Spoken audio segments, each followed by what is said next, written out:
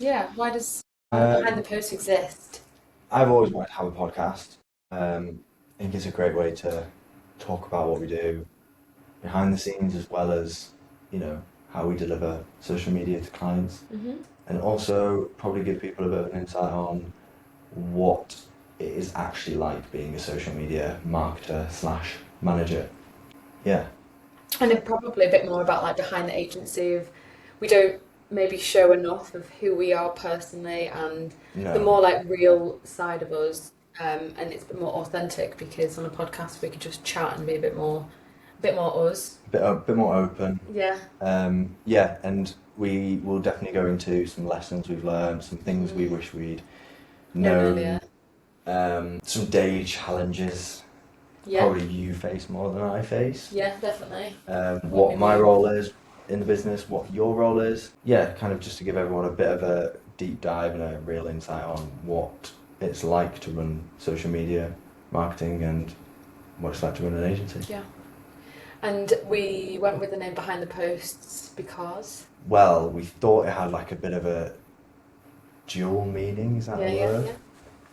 So obviously it's the play on words is it's a behind the scenes of like behind what it's like posting social media content on a day-to-day basis, Hmm. but it's also like a behind the scenes of the agencies, which Yeah. is why we thought it worked quite well, and it was available. That is That crucial. was, yeah, but the handle was available, so we went with that. But there, Yeah. yeah, it's kind of what we're trying to do is kind of give you guys or you listeners a bit of a insight of what it's like posting for people and posting content and creating content, and then what it's also like running the agency as well, like the actual behind the scenes of Mhm.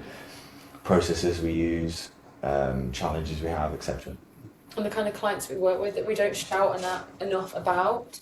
And we know so much. Well, I feel like we know a lot about social media and about marketing, and we don't share enough. So this is a really good way of us getting it out there in a way that just feels a bit more natural. Yeah, That is one of our goals for 2026 to show a bit more about us and about the agency and about the clients we work with and things we yeah. know. So it kind of all works together, doesn't it? It's also a great way to make content. Yeah, yeah. Like right now, we It's are an easy way of making. making It content, is isn't an it? easy Yeah. way. It's a smart way of making content, I think. Um, we can create long form videos and short form videos off the Yeah. podcast as well. So it is a massive thing content wise, and we are super busy, just like every other agency. Hence why we exist to do what we do for them. But it is a great way for us to be able to bulk record content, and we'll probably, like you said, it's going to be like a natural, chatty sort of vibe, and we'll be able to probably snip out a lot of important things that we probably wouldn't ever think of saying. Yeah, that would just come out naturally. Yeah. Yeah. So that's a big reason why it exists, but it's also to kind of give everyone a bit of an insight. Hopefully, you can learn a few things about social media, what it's like, the pains that we go through on a day-to-day basis, and And also to the people who have been kind of quietly watching what we're doing behind the scenes, yeah, but then it kind of shows you what we're like as people, and if you'd actually like to work with us, yeah. it might help people, or it might actually go the other way and make people think these guys are annoying. And if though, that's great because we've qualified you early, Yeah, and yeah, we don't have exactly. to And go through the pain of working with you, and likewise. So, yeah, we can um, point you in the direction of someone that yeah, would work with that. I also think it's a great way of showcasing the actual work and the extent and how much goes into creating social media Mm. posts, what goes into planning content shoots, what goes into strategizing for a company, learning about their company. Or there's so much more Yeah. involved to social media than I think a lot of people think.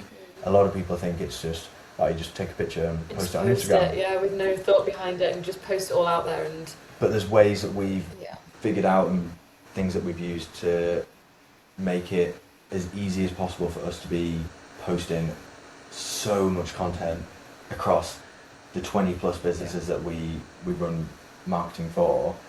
I would love to get this number by the way, the amount of posts that we do every month across all clients. I think I looked, and I think it was 80 posts for 1 week in December. I think that's what was on For the one caption. client? No, 80 posts across the clients for them. In 1 month. No, in 1 week.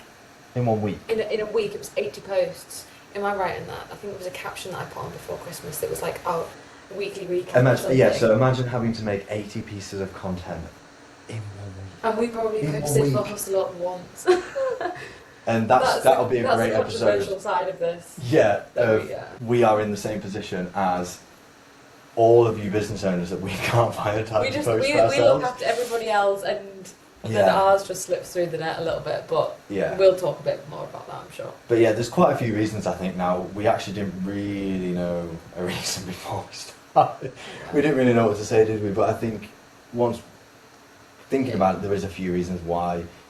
Definitely the content side, and definitely I also like the idea of us being able to kind of break out of what we do day to day and be able to just come and have a chat and give ourselves an insight on what we actually do and how we do it, and hopefully it'll kind of help us improve the agency and the way it's run and the way we serve people. So I think people would like to see what a social media agency actually does. Yeah.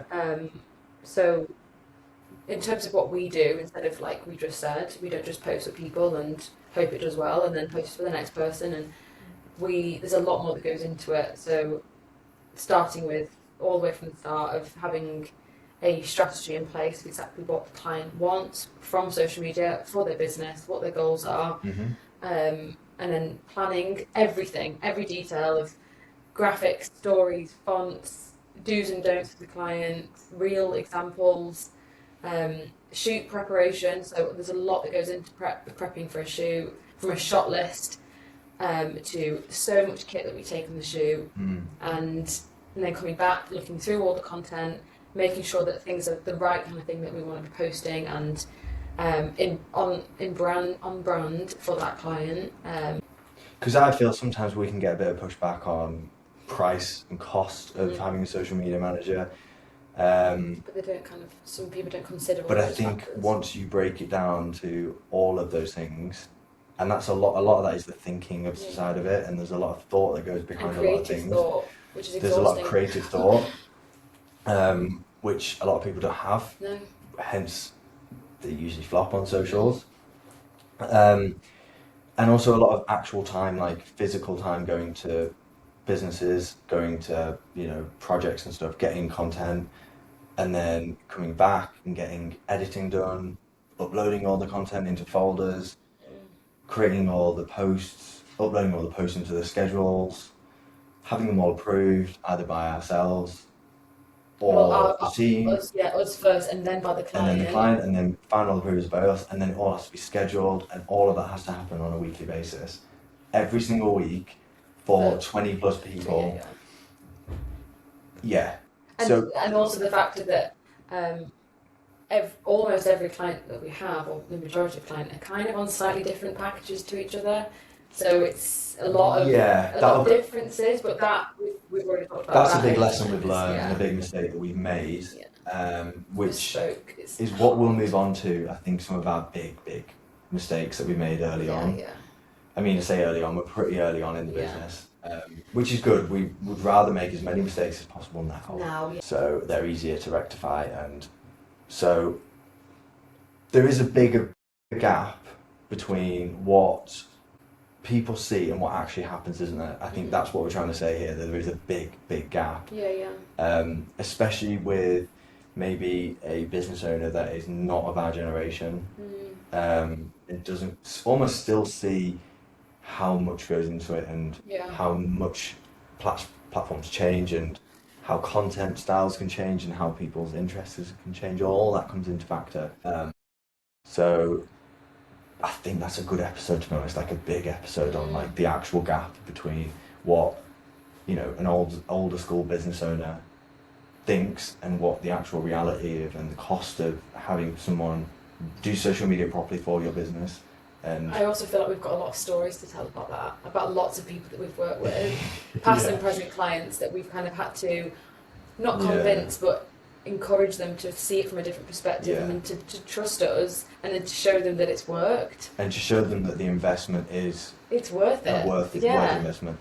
But we can come on to that as a full episode, because I think there's a lot more to talk about. Now to think about. But yeah, what we'll do is we'll move on to a few of our just to make the podcast a little bit more exciting, the first episode a bit exciting, is to drop a few of our mistakes we've made. So I think one of my...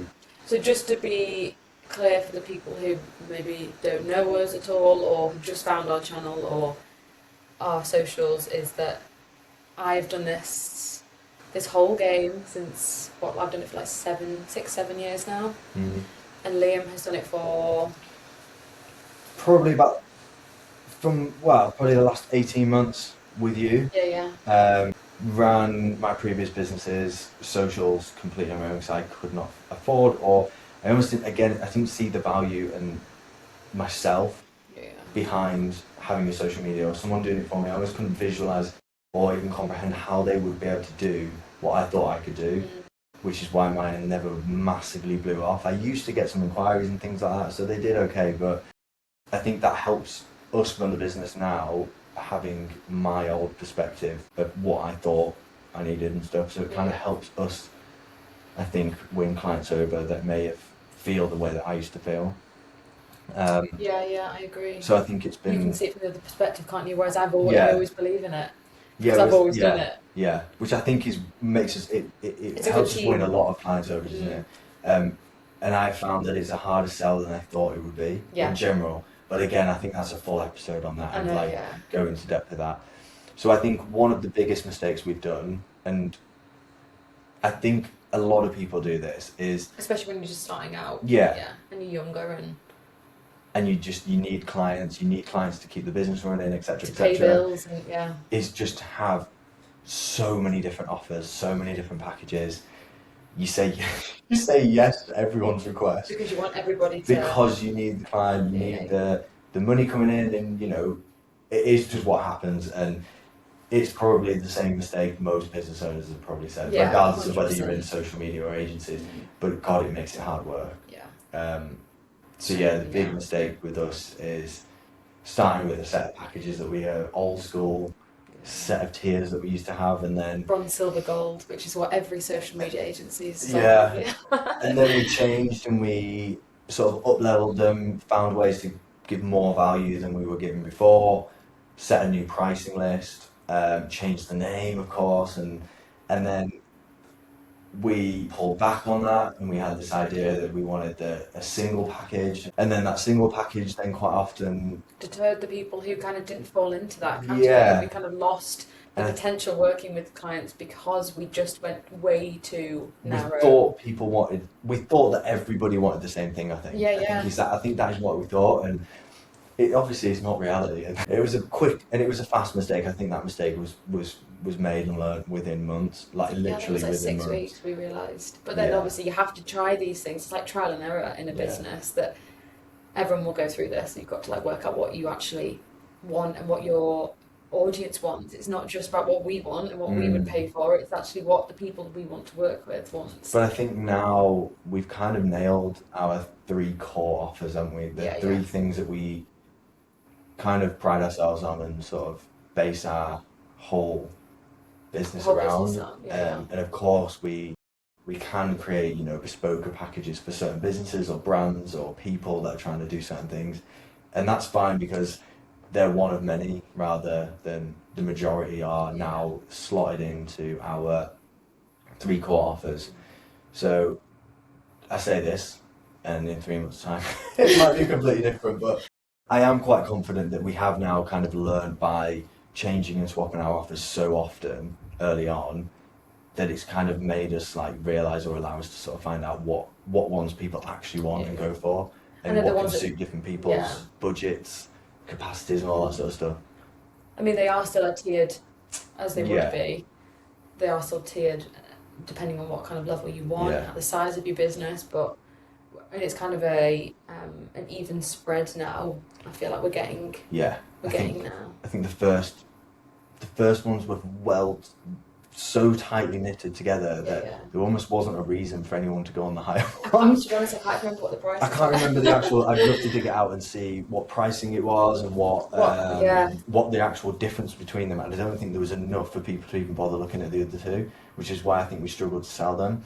Now I think And then I think we went the other way and we had too much of a gap between each one. So Yeah. again, no one wanted to go on the upper tier because there was too much of a price and a value gap that.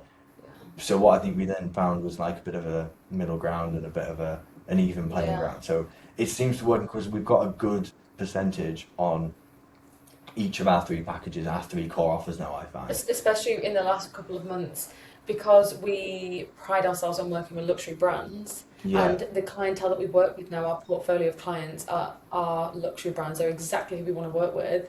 The more that you get in that kind of field, the more that we are getting. So then we're getting more and more on the top package, which is incredible. That I can't believe we've like. Yeah, and the percentage, I think we It's worked so out good. what rough percentage we needed on each one, and I think we're fairly there Yeah. with how many clients we've got spread across the 3 packages. We're not too top heavy, so capacity is harder to deal with, etc., and demand from those higher paying clients. So I think it's quite good. It's worked out quite well. So yeah, But I think in what a nutshell, the mistake is probably undercharging and over delivering in that. I think kind that of, ties in with that mistake is, especially at the start, we massively over delivered and undercharged, which And I was just saying was yes to everybody.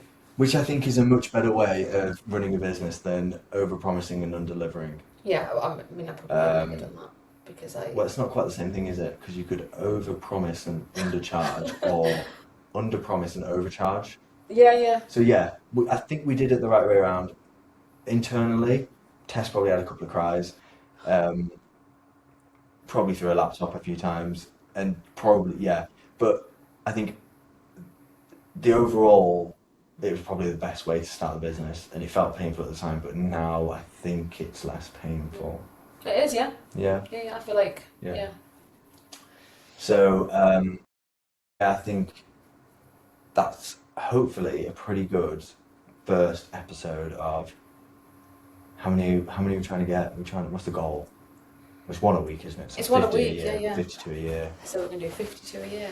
Hopefully, we'll. So this is one of hundreds, if not thousands, of episodes of our You'll see us for the podcast. next. And yeah, I'd love to look back at this podcast episode in 3-4 years time. Wow. And hopefully the reason the podcast is here and we are doing this podcast remains the same over years, but obviously the quality, our confidence and the way we do it just massively improves. Yeah, So, yeah, definitely. I feel like we've got a you. lot to talk about, so yeah. Thank you for listening. Thank you for listening.